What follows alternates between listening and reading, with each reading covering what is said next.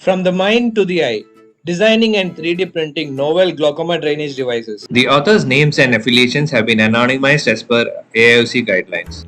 The authors have no financial interest in this presentation. I am Dr. Name has been anonymized as per AIOC guidelines. He is a glaucoma consultant in a major institution. My colleague, Dr. and I are practicing glaucoma consultants, and in this video, we have attempted to make an innovative glaucoma drainage device that can be implanted in animal eyes, which can help young ophthalmologists to practice implantation of this device and help in future implantation of glaucoma drainage devices in everyday practice.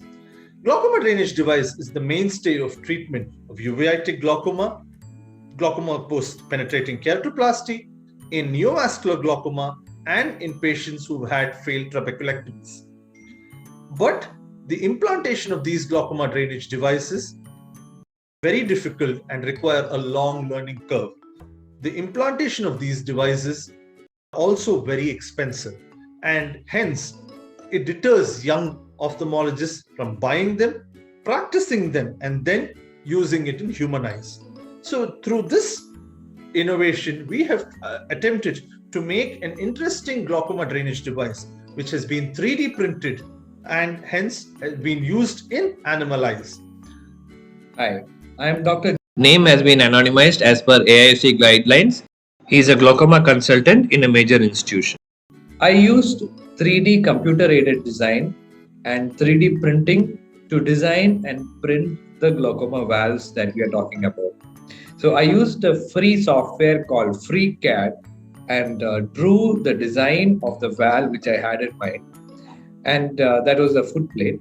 And once I had drawn the design and finalized it, I took it to our 3D printing lab in campus and used the resin 3D printer to print the model.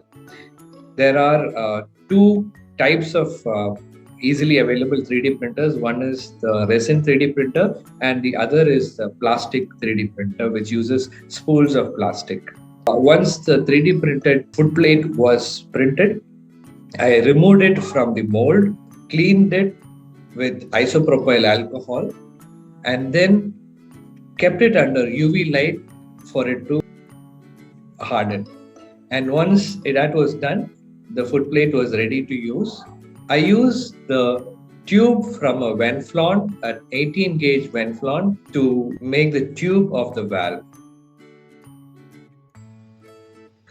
Once the tube was cut, it was inserted into the hole of the footplate, and so this is the footplate and the valve mechanism, and that is the tube that is inserted into the anterior chamber or pars plana. So if you look at the other side of the valve, you can see the fine canals. There are 6 canals opening in 3 in each side. These allow the liquid to flow in from the tube. We also injected fluorescein dye through the tube to see the flow of aqueous into the valve. See the air bubble which block the canals first. So even a single air bubble can prevent proper drainage through a valve. Thus, it is important to prime the valve with saline during the surgery. We then fixed a bow tie in a plastic container and did a conjunctival peritomy to insert the valve.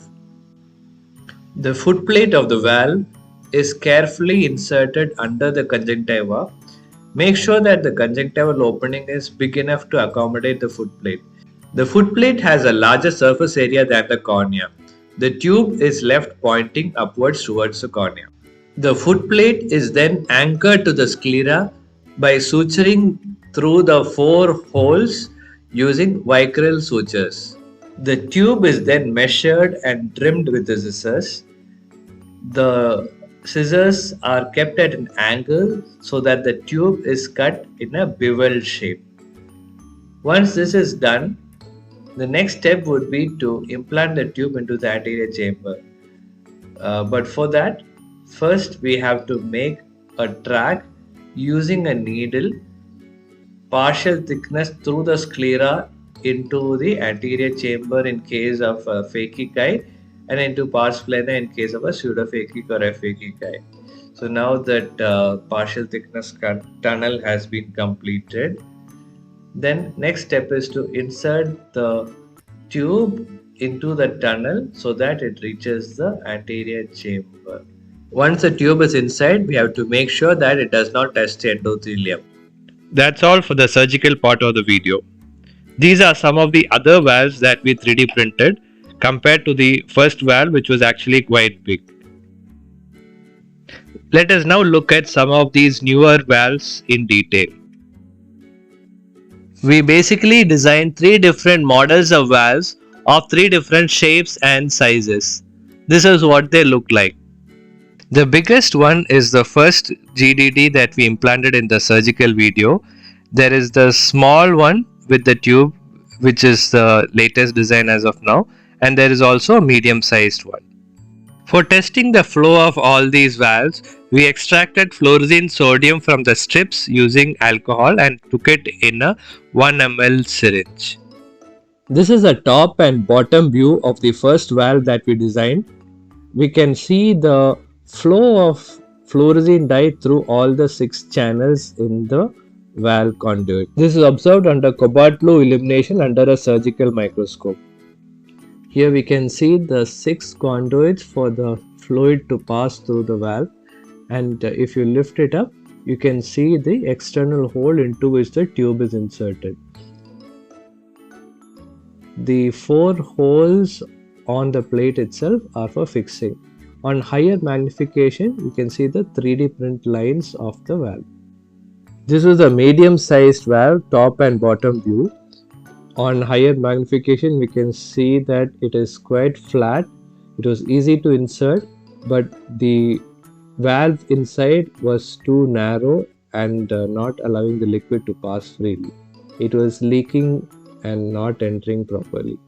This is a design for the smallest and newest model that we had designed.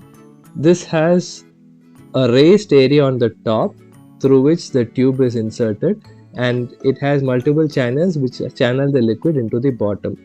The plate itself has multiple holes to allow easy fluid pass through into the subconjunctival space. The fluid flow is as seen in this video.